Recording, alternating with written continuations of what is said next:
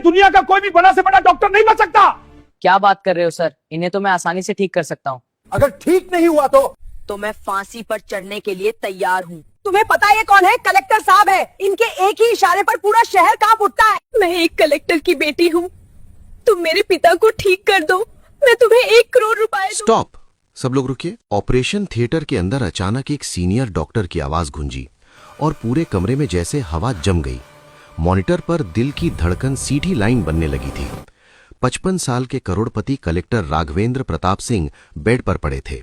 शरीर सफेद चादर से ढका हुआ, छाती पर मशीनें लगी हुई, मुंह में पाइप, आंखें आधी खुली लेकिन उनमें कोई होश नहीं।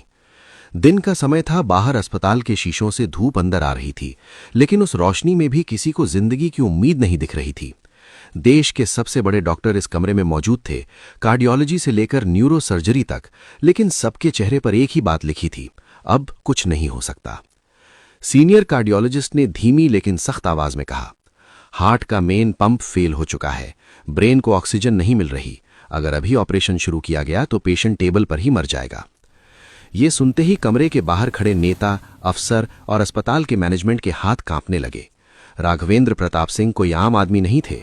उनके एक साइन से करोड़ों के टेंडर पास होते थे, उनके एक फोन से अफसरों की कुर्सियां हिल जाती थीं। लेकिन आज वही आदमी बेड पर पड़ा मौत से हार रहा था। मॉनिटर की बीप बीप बीप धीमी होती जा रही थी। एक नर्स घबरा कर बोली, सर पल्स बहुत नीचे जा रही है। एनेस्थीसिया डॉक्टर ने इंजेक्शन लगाया, फिर दूसरा, फिर तीसरा, लेकिन शरीर कोई रिस्पॉन्स नहीं दे रहा था। सीनियर डॉक्टर ने अपने दस्ताने उतार दिए और पीछे हटते हुए कहा, मैं इस पेशेंट का रिस्क नहीं ले सकता, हालत बहुत ज्यादा सीरियस है। उसी पल बाहर खड़े मैनेजिंग डायरेक्टर की आवाज गूंजी, अगर यह आदमी मरा तो सिर्फ एक मरीज नहीं मरेगा, पूरे सिस्टम की गर्दन फंसेगी। लेकिन डॉक्टर चुप थे, क्योंकि उन्हें पता था कि विज्ञान की भी एक सीमा होती है। तभी अचानक ऑपरेशन थिएटर के बाहर शोर मच गया। सिक्योरिटी गार्ड चिल्लाया, अरे इसे रोको, ये अंदर कैसे घुस आया? सबकी नजरें दरवाजे की तरफ गईं। वहां खड़ा था एक दुबला पतला लड़का, उम्र करीब 14-15 साल, शरीर पर फटे पुराने कपड़े, पैरों में टूटी चप्पल, कंधे पर कचरे की टोकरी और आंखों में ऐसा अजीब सा ठहराव जैसे वो यहां डरने नहीं आया हो। डॉक्टरों को गुस्सा आ गया। ये अस्पताल है, सड़क नहीं, इसे तुरंत बाहर निकालो, एक सर्जन चिल्लाया। लड़का आगे बढ़ा, किसी की बात सुने बिना सीधे शीशे के उस पार बेड पर पड़े कलेक्टर को देखने लगा। उसकी आंखें मशीनों को देख रही थीं, दिल की लाइन को देख रही थीं, जैसे वो सिर्फ देख नहीं रहा बल्कि समझ रहा हो। एक डॉक्टर हंसते हुए बोला, देखो कचरा बीनने वाला ऑपरेशन देखने आया है। तभी लड़के ने पहली बार मुंह खोला। उसकी आवाज धीमी थी, लेकिन इतनी साफ कि पूरे कमरे में गूंज गई, अगर आपने अभी भी कुछ नहीं किया तो यह आदमी 5 मिनट में मर जाएगा। पूरा ऑपरेशन थिएटर सन्न हो गया। किसी को समझ नहीं आया कि एक सड़क का लड़का ये बात कैसे कह सकता है। सीनियर डॉक्टर ने गुस्से में कहा, तुम्हें क्या पता मेडिकल के बारे में? लड़का बिना डरे बोला, जितना आपको पता है शायद उससे थोड़ा अलग। ये सुनते ही कुछ डॉक्टर हंस पड़े, लेकिन मॉनिटर पर अचानक एक तेज अलार्म बज उठा। नर्स चीखी, सर हार्ट रेट क्रैश कर रही है। सब डॉक्टर फिर से बेड की तरफ भागे। लड़का आगे आया और बोला, आप लोग हार्ट को ठीक करने की कोशिश कर रहे हैं जबकि दिक्कत नसों में है। ये सुनकर सीनियर न्यूरो सर्जन चौंक गया, तुम ये कैसे कह सकते हो? लड़के ने अपनी टोकरी नीचे रखी और बोला, क्योंकि अगर हार्ट पूरी तरह फेल होता तो ये अब तक मर चुका होता, लेकिन अभी भी ब्रेन आखिरी कोशिश कर रहा है। कमरे में सन्नाटा फैल गया। ये कोई किताब की भाषा नहीं थी, ये अनुभव की भाषा थी। मैनेजिंग डायरेक्टर ने घबरा कर पूछा, तुम हो कौन? लड़के ने बिना भाव बदले कहा, लोग मुझे कचरा बीनने वाला कहते हैं। एक डॉक्टर चिल्लाया, इसे बाहर निकालो, ये टाइम बर्बाद कर रहा है। तभी कलेक्टर साहब की उंगलियां हल्की सी हिली। सबकी नजरें एक साथ उस तरफ गईं। मॉनिटर पर दिल की लाइन थोड़ी सी ऊपर उठी। सीनियर डॉक्टर के चेहरे का रंग उड़ गया। ये कैसे हो सकता है? लड़का बोला, क्योंकि अभी शरीर ने हार नहीं मानी है। मैनेजिंग डायरेक्टर ने एक पल सोचा और बोला, अगर यह आदमी मर गया तो सब खत्म है, और अगर बच गया, उसने गहरी सांस ली, तो जो भी मौका है हमें लेना होगा। डॉक्टरों ने एक दूसरे की तरफ देखा। ये पागलपन था, लेकिन सामने मौत खड़ी थी। लड़के ने कहा, मुझे 5 मिनट दीजिए, कोई चाकू नहीं, कोई ऑपरेशन नहीं, सिर्फ एक छोटा सा टेस्ट। सीनियर डॉक्टर ने गुस्से और डर के बीच कहा, और अगर कुछ हुआ तो? लड़का पहली बार मुस्कुराया, तो फांसी मुझे दे देना। उस एक वाक्य ने पूरे कमरे की रूह हिला दी। बाहर दिन की रोशनी और तेज हो चुकी थी, लेकिन अंदर सबकी सांसें अटकी हुई थीं। कलेक्टर राघवेंद्र प्रताप सिंह की जिंदगी अब डॉक्टरों के हाथ में नहीं थी, बल्कि एक कचरा बीनने वाले लड़के के एक फैसले पर टिकी थी। ऑपरेशन थिएटर के अंदर जैसे समय रुक गया था। किसी डॉक्टर ने घड़ी नहीं देखी, किसी ने मोबाइल नहीं निकाला, क्योंकि सबकी निगाहें उस दुबले पतले लड़के पर टिकी थीं जिसने अभी अभी मौत को चुनौती दी थी। सीनियर कार्डियोलॉजिस्ट ने दांत भींचते हुए कहा, 5 मिनट, बस 5 मिनट, लेकिन एक भी मशीन को हाथ नहीं लगाओगे। लड़के ने सिर हिलाया और बिना किसी घबराहट के बेड के पास चला गया। कलेक्टर राघवेंद्र प्रताप सिंह की सांसें बहुत हल्की थीं, जैसे शरीर खुद तय नहीं कर पा रहा हो कि उसे रुकना है या चलना है। लड़के ने पहले वेंटिलेटर की हवा को महसूस किया, फिर उंगलियों से कलेक्टर की गर्दन के पास नस को छुआ। उसकी आंखें बंद थीं, लेकिन दिमाग पूरी तरह काम कर रहा था। बाहर खड़े मैनेजिंग डायरेक्टर के पसीने छूट रहे थे।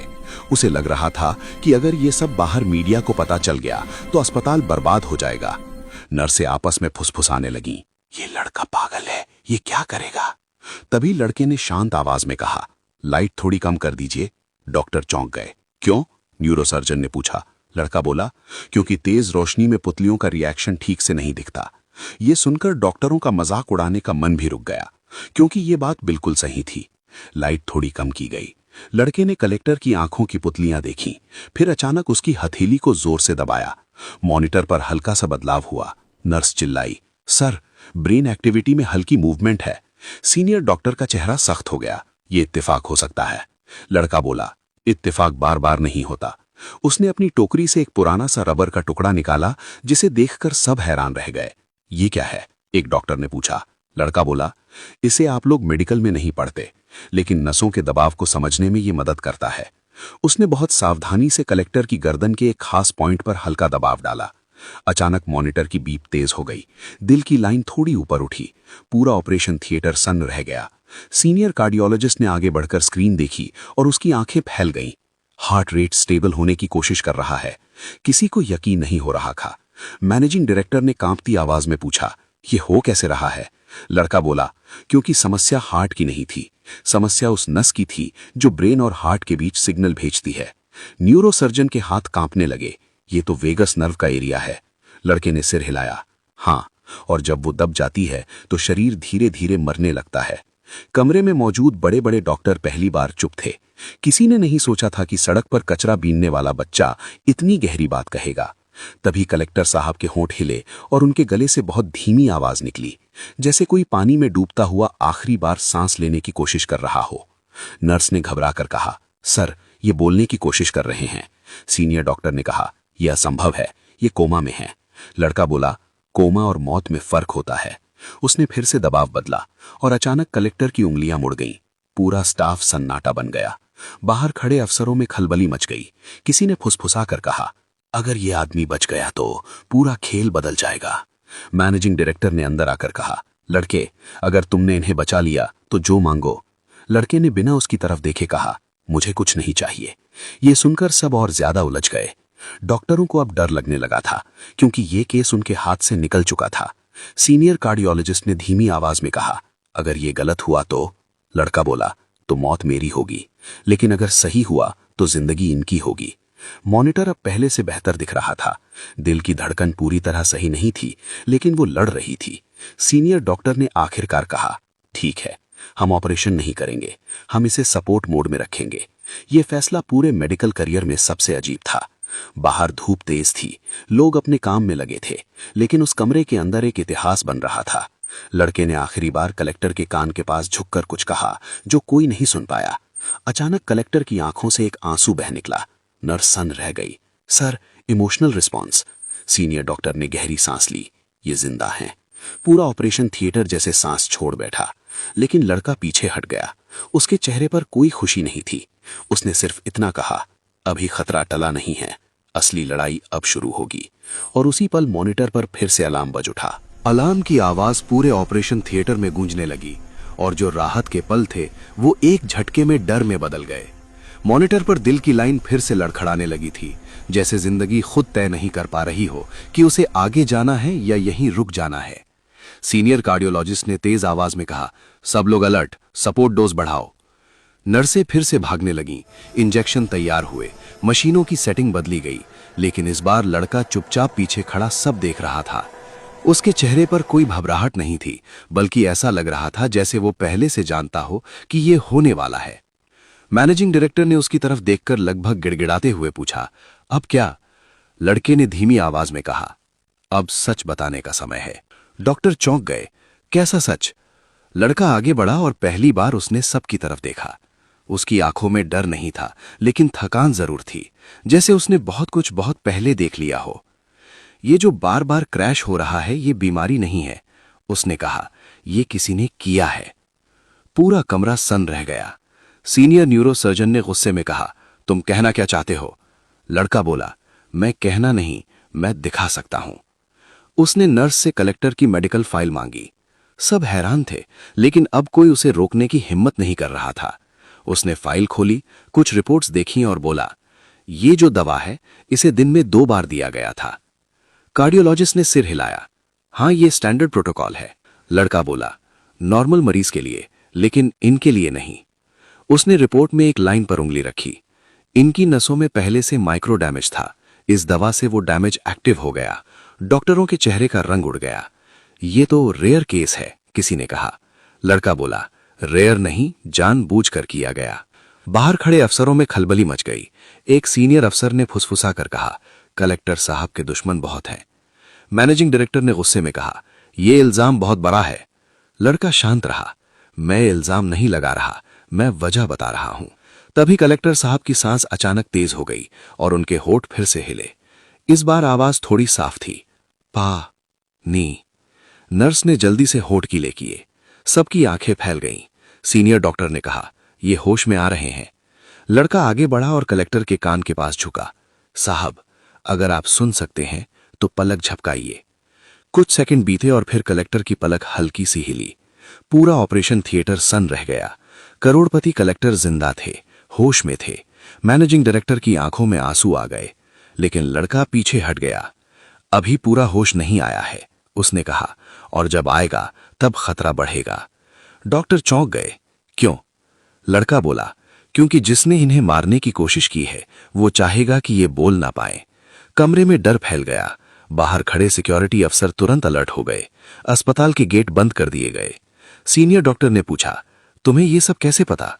लड़का कुछ पल चुप रहा, फिर बोला, क्योंकि मैं पहले भी ऐसा देख चुका हूं। सबकी नजरें उस पर टिक गईं। कहां? मैनेजिंग डायरेक्टर ने पूछा। लड़के ने गहरी सांस ली। 3 साल पहले एक सरकारी अस्पताल में मेरे पिता के साथ। ये सुनते ही कमरा और भी भारी हो गया। तुम्हारे पिता? लड़का बोला, वो भी अफसर थे, ईमानदार, और अचानक बीमार पड़ गए। डॉक्टर बोले हार्ट फेलियर, लेकिन असल में उसकी आवाज थोड़ी कांप गई। उन्हें चुप कराया गया। पहली बार उसकी आंखों में गुस्सा दिखा। मैं उस दिन सब कुछ नहीं समझ पाया था, लेकिन मैंने देख लिया था कि कुछ दवाएं बीमारी से ज्यादा खतरनाक होती हैं। सीनियर डॉक्टर चुप थे। ये कहानी उन्हें अंदर तक हिला रही थी। तो तुम मेडिकल कैसे जानते हो? किसी ने पूछा। लड़का बोला, कचरा सिर्फ गंदगी नहीं होता, उसमें फेंकी हुई किताबें भी होती हैं, नोट्स भी होते हैं, रिपोर्ट्स भी होती हैं। उसने हल्की मुस्कान के साथ कहा, और वक्त बहुत सिखा देता है। उसी वक्त कलेक्टर साहब ने आंखें थोड़ी खोल दी। उनकी आवाज कमजोर थी लेकिन साफ, ल ड़ का। सब झुक गए। कलेक्टर ने लड़के की तरफ देखा, तू वही है? सब चौंक गए। आप मुझे जानते हैं? मैनेजिंग डायरेक्टर ने पूछा। कलेक्टर ने मुश्किल से सिर हिलाया। इस की फाइल मेरे पास थी। लड़का सन्न रह गया। फाइल? कलेक्टर बोले, तेरे पिता की। ये सुनते ही लड़के की सांस अटक गई। उसके हाथ कांपने लगे। आप जानते थे? कलेक्टर ने आंखें बंद करते हुए कहा, और इसीलिए मेरी बारी आई। मॉनिटर पर दिल की धड़कन थोड़ी स्थिर हुई, लेकिन कमरे में तूफान मच चुका था। यह सिर्फ एक बीमारी नहीं थी, ये एक साजिश थी, और उस साजिश के बीच खड़ा था एक कचरा बीनने वाला लड़का, जो अब सिर्फ एक दर्शक नहीं रहा था, बल्कि उस कहानी का सबसे खतरनाक किरदार बन चुका था। ऑपरेशन थिएटर के अंदर अब सन्नाटा नहीं था, बल्कि एक ऐसा भारी तनाव था जो किसी भी आवाज से ज्यादा डरावना लग रहा था। कलेक्टर राघवेंद्र प्रताप सिंह की सांसें अब पहले से बेहतर थीं। मॉनिटर पर दिल की धड़कन स्थिर तो नहीं, लेकिन साफ लड़ती हुई दिख रही थी। बाहर अस्पताल के गलियारों में सिक्योरिटी दोगुनी कर दी गई थी। हर आने जाने वाले पर नजर रखी जा रही थी, क्योंकि अब यह साफ हो चुका था कि यह बीमारी नहीं, बल्कि एक सोची समझी साजिश थी। मैनेजिंग डायरेक्टर ने धीमी आवाज में कहा, जब तक कलेक्टर साहब पूरी तरह होश में नहीं आ जाते एक भी रिपोर्ट बाहर नहीं जाएगी। सीनियर डॉक्टरों ने सिर हिलाया, लेकिन सबकी नजर उस लड़के पर थी जो चुपचाप दीवार के पास खड़ा था। उसके चेहरे पर कोई जीत की खुशी नहीं थी, बल्कि एक अजीब सा बोझ था, जैसे अतीत और वर्तमान एक दूसरे से टकरा रहे हों। कलेक्टर ने धीरे धीरे आंखें खोली, इस बार पहले से ज्यादा साफ। उन्होंने चारों तरफ देखा, डॉक्टरों को, मशीनों को, और फिर उनकी नजर उस लड़के पर टिक गई। तू अब भी यहां है? उनकी आवाज कमजोर थी, लेकिन पहचान साफ थी। लड़का आगे बढ़ा, उसकी आवाज पहली बार थोड़ी कांपी। हां साहब, इस बार भागा नहीं। कलेक्टर ने आंखें बंद कर ली, जैसे कोई बहुत पुरानी यादें जिंदा हो गई हों। तू जानता है मैंने तेरे पिता की फाइल क्यों रोकी थी? लड़के की मुट्ठियां भिज गईं। क्योंकि वो ईमानदार थे। कलेक्टर ने हल्की सी सांस ली। क्योंकि वो अकेले थे, और सिस्टम अकेलों को कुचल देता है। कमरे में मौजूद अफसर और डॉक्टर एक दूसरे की तरफ देखने लगे। कलेक्टर ने आगे बोलने के लिए इशारे से पानी मांगा। जिस दिन तेरे पिता मरे, उसी दिन मैंने समझ लिया था कि अगला नंबर मेरा भी हो सकता है, लेकिन तब तक मैं कुछ साबित नहीं कर पाया। लड़के की आंखों में गुस्सा और दर्द एक साथ था। तो आपने चुप क्यों साधी? कलेक्टर ने मुश्किल से कहा। क्योंकि अगर मैं बोलता तो तेरी मां और तू दोनों नहीं बचते। ये सुनते ही लड़के के चेहरे का सारा गुस्सा टूट गया। वो पहली बार बैठ गया, जैसे पैरों में ताकत ही ना बची हो। सीनियर डॉक्टरों को अब समझ में आ रहा था कि यह सिर्फ एक मेडिकल केस नहीं, बल्कि एक पूरा राजनैतिक खेल था। कलेक्टर ने गहरी सांस लेते हुए कहा, अब मेरे पास सबूत है, और इस बार मैं चुप नहीं रहूंगा। उसी पल बाहर से एक अफसर दौड़ता हुआ आया। सर, जिस दवा की बात हो रही थी, उसकी सप्लाई चेन का रिकॉर्ड मिल गया है। कलेक्टर की आंखों में हल्की सी चमक आई। नाम? अफसर ने फाइल खोली। 3 बड़े लोग, 2 नेता और एक बहुत बड़ा मेडिकल सप्लायर। कमरे में सन्नाटा फैल गया। मैनेजिंग डायरेक्टर को समझ में आ गया कि अब मामला अस्पताल से बहुत आगे निकल चुका है। कलेक्टर ने लड़के की तरफ देखा। तू तैयार है? लड़का चौंका। किसके लिए? कलेक्टर बोले, सच को सामने लाने के लिए। क्योंकि ये लड़ाई अब मेरी नहीं, हम दोनों की है। लड़के ने पहली बार सिर हिलाया। मैं तैयार हूं। अगले कुछ घंटों में अस्पताल एक युद्ध का मैदान बन चुका था। केंद्रीय एजेंसियां पहुंची, दवा सप्लाई से जुड़े लोग पकड़े गए, रिकॉर्ड सीज हुए। मीडिया को बस इतना बताया गया कि कलेक्टर की हालत अब स्थिर है, लेकिन असली कहानी पर्दे के पीछे चल रही थी। शाम से पहले कलेक्टर पूरी तरह होश में आ चुके थे। उन्होंने एक लिखित बयान दिया, जिसमें सालों से चल रहे उस जहर के खेल का जिक्र था, जिससे ईमानदार अफसरों को धीरे धीरे रास्ते से हटाया जाता था। लड़का उनके पास खड़ा था, अब भी वही फटे कपड़ों में, लेकिन उसकी पहचान बदल चुकी थी। कलेक्टर ने उसका हाथ पकड़ा। आज अगर तू नहीं आता तो ये सच मेरे साथ ही दफन हो जाता। लड़के ने धीरे से कहा, अगर मेरे पिता के साथ कोई खड़ा होता तो शायद वो भी आज जिंदा होते। कलेक्टर की आंखें भर आई। कुछ दिनों बाद दिन के उजाले में एक प्रेस कॉन्फ्रेंस हुई। Collector Raghavendra Pratap Singh wheel chair पर बैठे थे, लेकिन आवाज में वही पुराना रौब था। उनके बगल में खड़ा था वही लड़का, साफ कपड़ों में, लेकिन आंखों में वही गहराई। कलेक्टर ने देश के सामने साजिश का पूरा सच रखा। नाम लिए गए, सबूत दिखाए गए, और उसी दिन कई बड़ी गिरफ्तारियां हुई। मीडिया ने लड़के के बारे में पूछा, ये कौन है?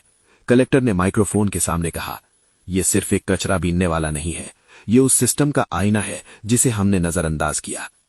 कुछ महीने बाद उसी अस्पताल में दिन के समय एक छोटा सा कार्यक्रम हुआ। लड़के को सरकारी स्कॉलरशिप मिली, मेडिकल की पढ़ाई शुरू करने का मौका मिला। जाते वक्त वो उसी ऑपरेशन थिएटर के बाहर रुका जहां कभी उसने मौत को चुनौती दी थी। उसने शीशे की तरफ देखा और हल्की आवाज में कहा, पापा, इस बार सच जीत गया।